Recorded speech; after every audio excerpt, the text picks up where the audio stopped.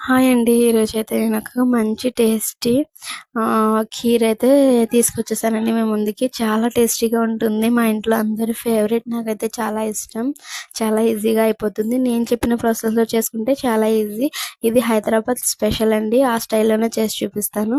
దీనికైతే నేనైతే పాలలో ఒక 5 టేబుల్ స్పూన్ పాలలో కస్టర్డ్ పౌడర్ వేసుకొని కలుపుకున్నాను. అలాగే జీడిపప్పు, బాదం పప్పు చాప్ చేసి పెట్టుకున్నాను.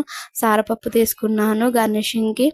అలాగే సగ్గుబియ్యం ఒక గంట ముందు నానబెట్టి పెట్టుకున్నానండి. ఇప్పుడైతే అవన్నీ రెడీ చేసి పెట్టుకుని తర్వాత బాండీ తీసుకుని అందులో సొరకాయ నేను ఒక కప్పు తీసుకున్నానండి. మీకు కన్సిస్టెంట్ తెలుస్తుంది కదా, దాన్ని బట్టి తీసుకోండి.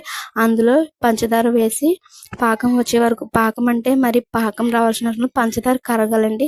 కరిగిన తర్వాత దగ్గరగా అయిన తర్వాత అది ఒక బౌల్లోకి తీసుకుని పక్కన పెట్టుకున్న తర్వాత అదే బాండీలో 1 లీటర్ మిల్క్ వేయండి. మిల్క్ వేసిన తర్వాత అందులో ఇలాచీ పౌడర్ వేయండి. వేసిన తర్వాత ఈ సొరకాయ తురుము ఉంది కదండి, నేను పంచదార వేసి పాకం పట్టింది, అదైతే ఈ పాలల్లో వేసుకోండి. పాలల్లో వేసుకున్న తర్వాత ఇందులోనే సగ్గుబియ్యం వేసేసుకోండి. వేసుకున్న తర్వాత ఇలాగ కొంచెం చిక్కగా అయ్యేలాగా చూసుకోండి. చిక్కగా అయిన తర్వాత మిల్క్ మేడ్ కాదు, కస్టర్డ్ మిల్క్ ఉంది కదండి, అది వేసుకోండి.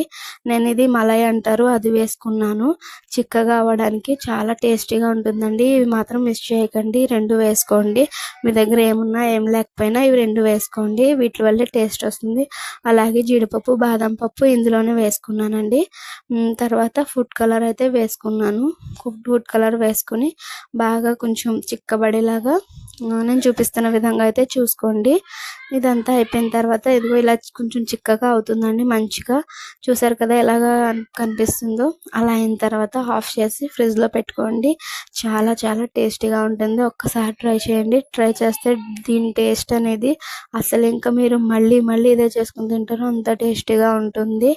చాలా చాలా టేస్టీగా ఉంటుంది. ఒక్కసారి అయితే ట్రై చేయండి. వీడియో కనుక మీకు నచ్చినట్లయితే తప్పకుండా లైక్ చేసి, షేర్ చేసి, కామెంట్ అయితే చేయండి.